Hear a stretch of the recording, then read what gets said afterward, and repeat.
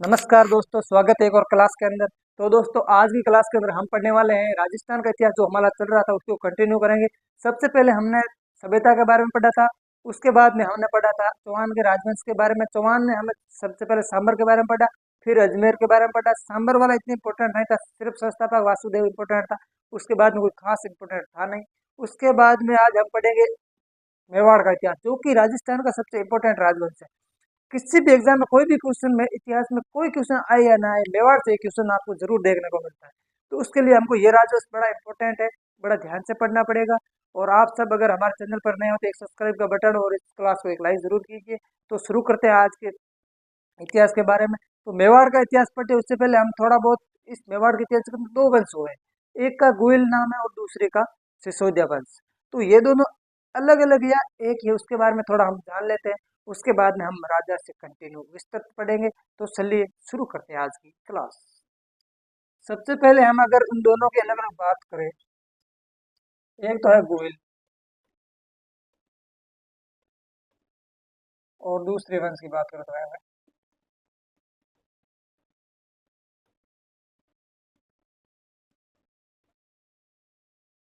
सिसोदिया। गुइल वंश के संस्थापक की बात करें तो वो है गुहादित्य। गुहादित्य गुहिलादित्य दो नाम आते हैं, हम यहाँ पर गुहिलादित्य कहते हैं। इसकी संस्थापक की बात करें तो है राणा हमीर।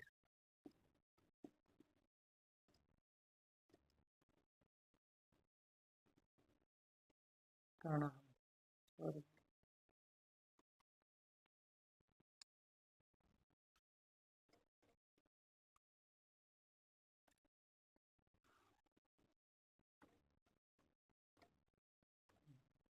इसने ये वंश लगभग 567 ईस्वी के आसपास,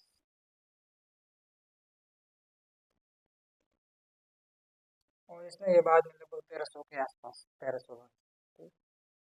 पर आज हम इसके बारे में पढ़ेंगे, फिर पढ़ेंगे इसके बारे में। इसके अगर मैन मैन राजा बात करें तो राणा संगा है, राणा कुंभा है, राणा प्रताप है, राणा अमर सिंह है, राणा राज सिंह है और राजा जय सिंह। बहुत इसमें लगभग सारे इंपॉर्टेंट हुए हैं। हमको एक एक सारे को पढ़ना पड़ेगा। इसमें तो थोड़ा छोड़ सकते हैं, पर इसमें हम लगभग इक्का दो कोई बीच में छोड़े छोड़े, बाकी एक भी राजा इसमें हम छोड़ नहीं सकते। इसमें बहुत सारी किताबें, लेख, ग्रंथ, सारी चीज पढ़नी पड़ेगी। ये थोड़ा सा पहले और ये बाद में। इसके अगर श्रवण काल की बात करें, मध्यकाल मेवाड़, तो वो जयतर सिंह हम बाद में पढ़ेंगे। अब हम शुरू करते हैं विस्तृत राजा। सबसे पहले क्या हुआ था, कैसे हुआ था। एक बार हुआ क्या, गुर्जर की अगर कहर नगर, गुर्जर के समय, गुर्जर राज्य जो गुर्जर प्रत्यार थे उसके समय कहर नगर था। कहर नगर के अंदर देवचरित नामक राक्षस ब्राह्मण था। उसमें सुभागा देवी उसकी पुत्री रहती थी। उसका विवाह हुआ था एक रात जिसमें उसी विवाह की रात ही उसकी पति की मृत्यु हो गई। तो बाद में हुआ क्या, उसके जो पिता थे वो ब्राह्मण थे, उन्होंने बीज मंत्र दिया कि इस बीज को लेकर तू जिसका भी जाप करेगी उसका तेरा पुत्र होगा। उसके बाद में उसने सूर्य का जाप किया, सूर्य का उसका पुत्र हुआ। उसका नाम उसने दिला शीलादित्य। वह क्या कि शीलादित्य जब छोटा था उसको लोग पूछते थे कि तुम्हारे पिता का नाम क्या है, तो वो कहता, उसको पता ही नहीं था मेरा पिता कौन है।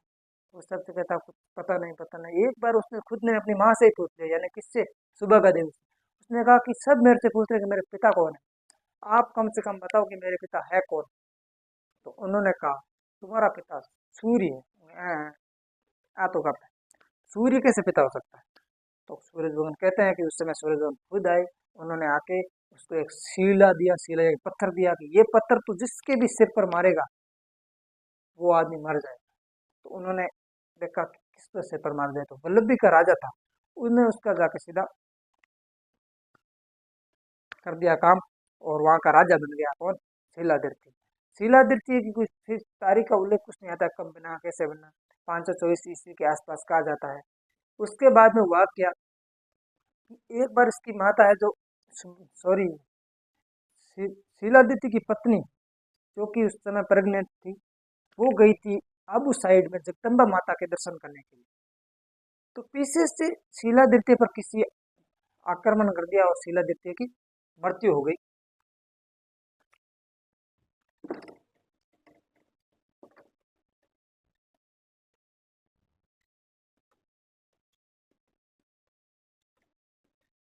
शिलादित्य,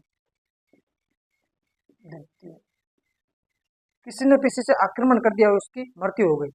तो वह क्या, अब इसको सुभगा देवी को सती होना, सुभगा सुभगा देवी को सती होना। पर सती का अपना एक रूल है कि अगर आप प्रेग्नेंट, तो आप नहीं हो सकते, गर्भवती महिला कभी सती नहीं हो सकती। उसका ये रूल है कि पहले वो बच्चे को जन्म देगी और फिर सती होगी। तो उन्होंने कहा कि बाहर तो रह नहीं सकती, वो एक गुफा के अंदर चली गई। बाद में गुफा में जन्म होने के कारण किसका पुत्र, शीलादित्य का पुत्र, उसका नाम दे गुहिल या गुहादित्य। गुहिलादित्य उसका इसलिए पड़ा कि गुफा, दक्षिणी राजस्थान या हाड़ौती साइड उस गुफा को कहा जाता है गुहा। तो गुहा में जन्म होने के कारण ही उसको गुहिलादित्य ने 567 ईस्वी के आसपास गुहिल वंश की स्थापना की।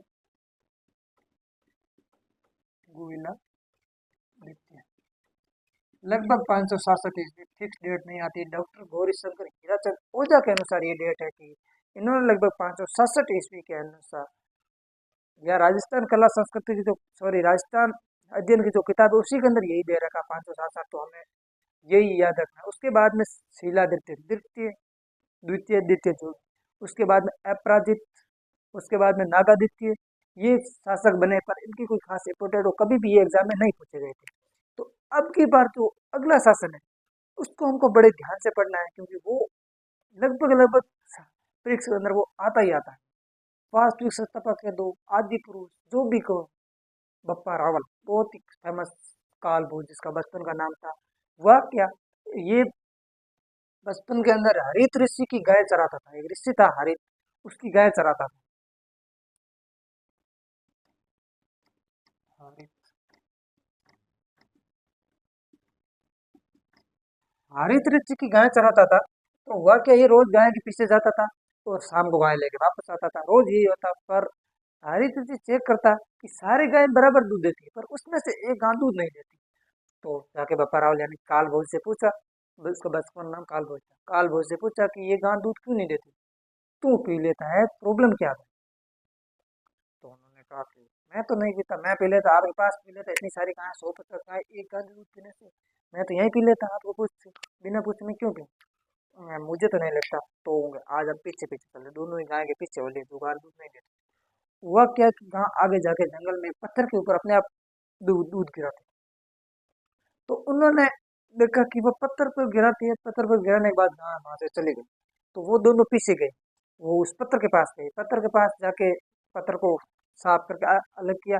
तो वहां पर निकला एक लिंग, यानी कि शिवलिंग निकली।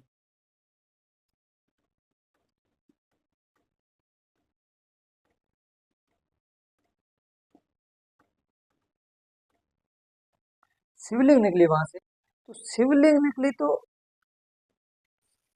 लगभग बहुत सारे दिन, लगभग 10-50 दिन उन्होंने पूजा की उस महाराज के साथ में। तो उन्होंने क्या किया बाद में कि जैसे ही हरित ऋषि के आखिरी दिन आए, मतलब वो मृत्यु लोक को छोड़कर देवलोक में जाने वाले थे, तब उन्होंने बप्पा रावल को बुलाया अपने पास, कालभोज इधर आ। तो कालभोज आया, उसके पास में आया तो कहा मुंह खोल। बोले, क्यों खोल, मुंह खोल, मैं तेरा गुरु, आदेश दे रहा हूँ, मुंह खोल। तो उन्होंने कहा ठीक है, गुरु की आज्ञा सलाखों पर। उन्होंने खोला अपना मुंह, मुंह खोला, जैसे ही मुंह खोला, हरित ऋषि के उसके अंदर मुंह के अंदर थूका, थूका तो भाई जी को आगे सूख। तो भाई जी ने मुंह कर लिया बंद, मुंह बंद के दिया, वो थूक गिरा पग पैरों के अंदर, पैरों के अंदर गिरा। तो उन्होंने कहा कि अगर ये थूक तेरे मुंह के अंदर गिरता तो तू अमर हो जाता। ठीक है, कोई बात नहीं, ये तेरे पैरों के अंदर गिरा तो यहाँ पर तेरा सदा ही तेरे जो राजवंश है उसका नाम अमर रहेगा, अंत तक, जब तक धरती का अंत होगा तब तक तेरा राजवंश यहीं राज करेगा, कोई इसको हटा नहीं सकता। तो इसीलिए बाद में, अब मैं क्या करूं, आप आदेश दो हमें। अब तू ऐसा कर, ये जो तेरे को शिवलिंग मिली है, एक तो इसका तू बड़ा अच्छा मंदिर बना, और इसको वहां पर शिवलिंग ना करके तू उसका नाम करा एक लिंग। तो सबसे पहले बपरावल ने यही किया। और दूसरी, मेवाड़ का कोई भी राजा अपने आप को राजा ना मानते हुए इस एक लिंग की, एक लिंग यहाँ पर आप शिवलिंग को हटा के एक लिंग रख देते हैं, पढ़ने में आसान रहेगा।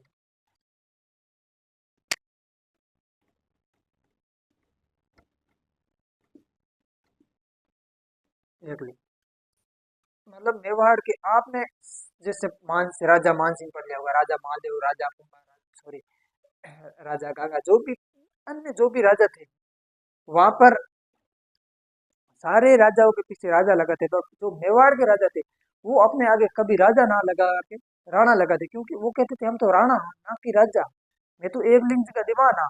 तो उन्होंने कहा कि तू एक मंदिर बना। तो उन्होंने सबसे पहले बप्पा रावल ने 734 ईस्वी के अंदर एक स्थान है उदयपुर के अंदर कैलाशपुरी, वहां पर मंदिर बनवाया एक लिंग का। कहाँ पर? कैलाशपुरी। सबसे पहले उन्होंने मंदिर बनाया 734 के अंदर। तो सबसे पहले प्रश्न अगर पूछा जाए कि एक लिंग का मंदिर कब किसने बनाया, तो 734 ईस्वी के अंदर बप्पा रावल या काल भोज ने बनाया। तो उसके बाद में ये लाहौर साइड गया, वहां पर एक स्थान बचा जिसका नाम रावलपिंडी।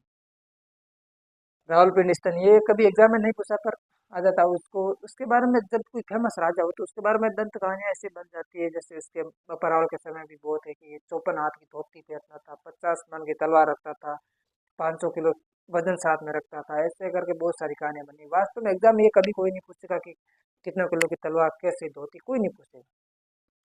हमको केवल इतना रखना है कि इसमें मेवाड़ वास्तविक संस्थापक और इसका शासनकाल जो कि है, सॉरी, इसका शासनकाल 553 से 734 से 753 के मिली। बप्पा रावल की दो तीन बातें, जैसे कि स्थापना, वास्तविक संस्थापक, कौन से मंदिर की स्थापना की थी, और उसका शासनकाल, और ये किसके समय गाय चराता था, हरित ऋषि के समय।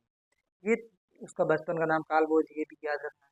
और उसके बाद में अगर बहुत सारे राजा हुए, यहाँ पर लिख लेते हैं बप्पा रावल का।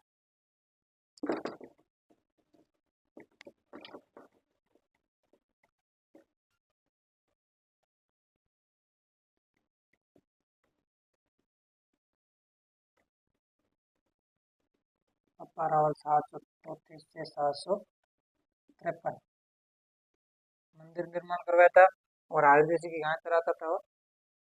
उसके बाद में ज्यादा कोई फेमस राजा है नहीं।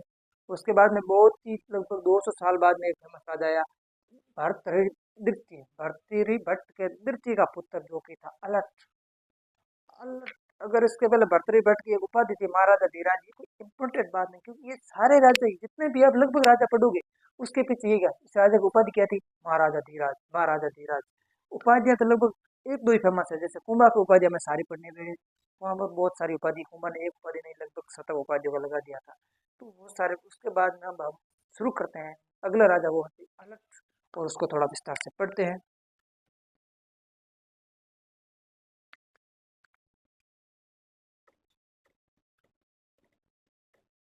अलट, अलट की अगर हम शासनकाल की बात करें तो वो 951 से 971 के मध्य, 951 से 71 के मध्य। इसके समय दो तीन इंपोर्टेंट बात है, जैसे कि इसका एक नाम और है, ए से अलट, ए से आलू रावल, ए से अंबिका माता मंदिर इसने बनाया था, वैसे वर्रा मंदिर बनवाया था। उसके बाद में इसने नौकरशाही की शुरुआत की। मेवाड़ के अंदर सबसे पहले किसी ने अगर नौकरशाही की शुरुआत की थी वो आलू राव या अलट ने की थी।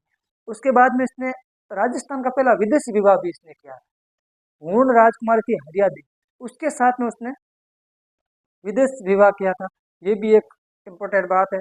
इसके अनुसार हरियादेवी के अगर विवाह की डेट की बात है, एक्चुअल डेट तो वो 1034 आता है, पर पता नहीं किस तरह से लिखा गया था, कैसे लिखा गया, इसका शासनकाल ये है, इसके मर गया। तो ये 1034 के अंदर कैसे विवाह किया, मुझे कुछ ज़्यादा समझ में नहीं आया। बस मैंने जो डेट आई थी 1034 वो आपको बता दी।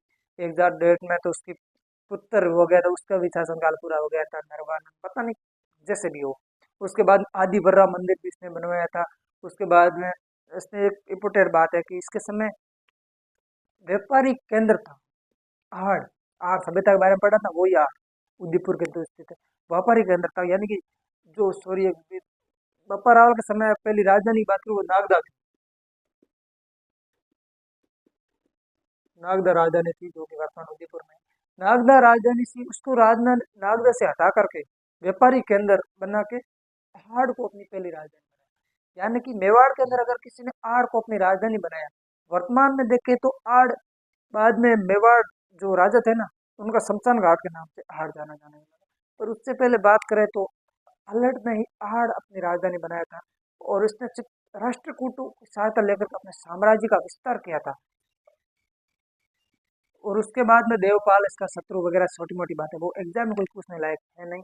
उसके बाद में नरवाना, शक्ति कुमार, अम्बा प्रसाद, रण सिंह एक शासन है, वो थोड़ा बहुत इंपॉर्टेंट, उसको पढ़ना है।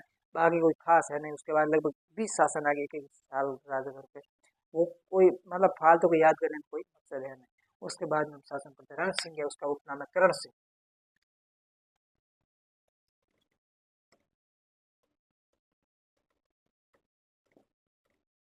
रण सिंह या करण सिंह। इसके समय अगर हम बात करें तो एक दो इम्पोर्टेंट बात है। एक तो इसका शासनकाल 1158 से 1168 के मध्य, ये 10 बाई 10 साल का लिख दिया है। आपको याद करना है तो कर सकते हो, लिख देता हूँ मैं भी। 1158 से 68 के मध्य। इसके समय इसके दो पुत्र हुए थे।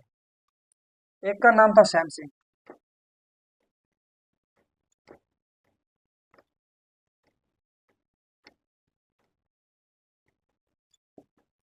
और दूसरे का नाम था रहा। या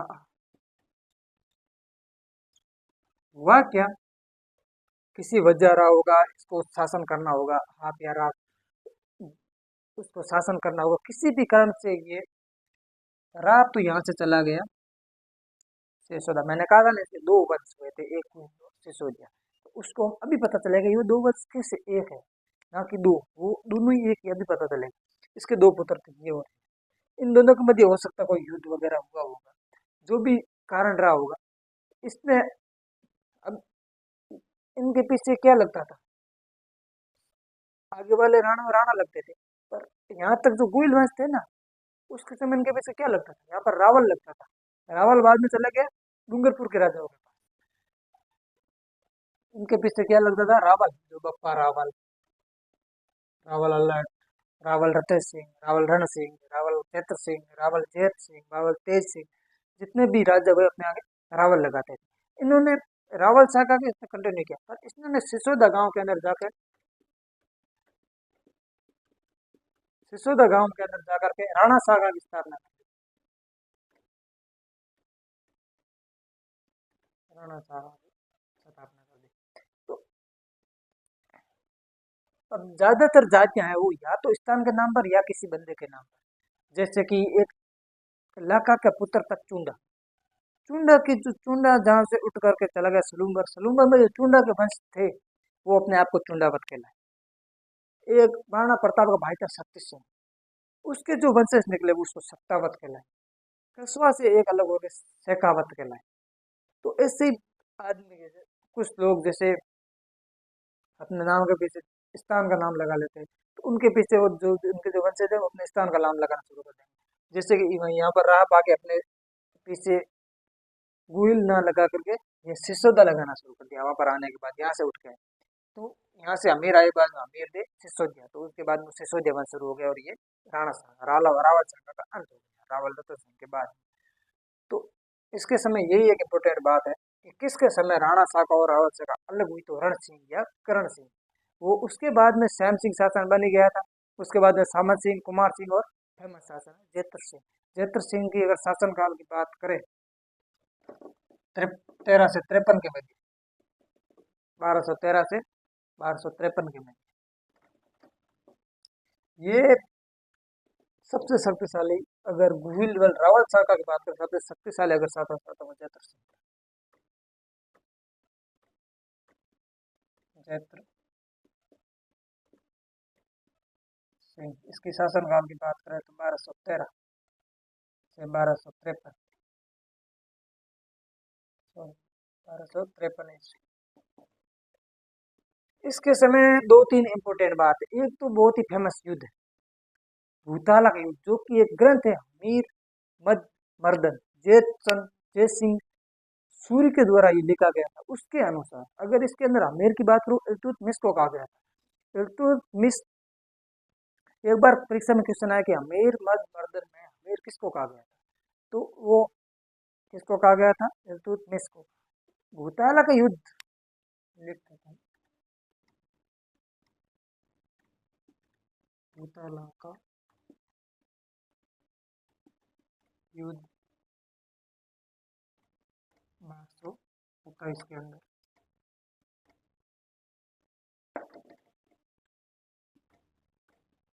1227 ईस्वी के अंदर किसके बीच में? जेतर सिंह और इल्तुतमिश के बीच में।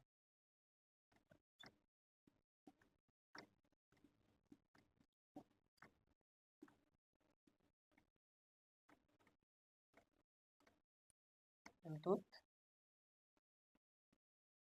के मध्य जीत किसकी हुई? जेतर सिंह की और इल्तुतमिश की हार हो गई।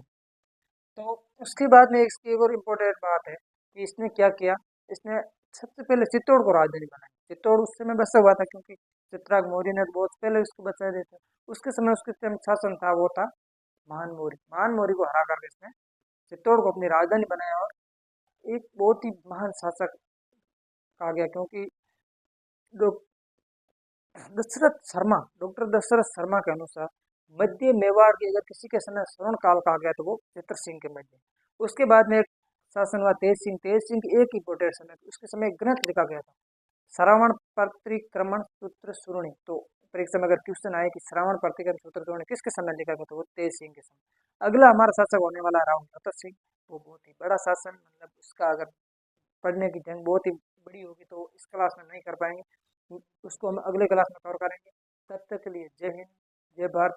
अगर आप चैनल पर नए हो तो सब्सक्राइब, क्लास को लाइक शेयर जरूर कीजिएगा। मिलते हैं अगली क्लास में, तब तक के लिए जय हिंद, जय भारत।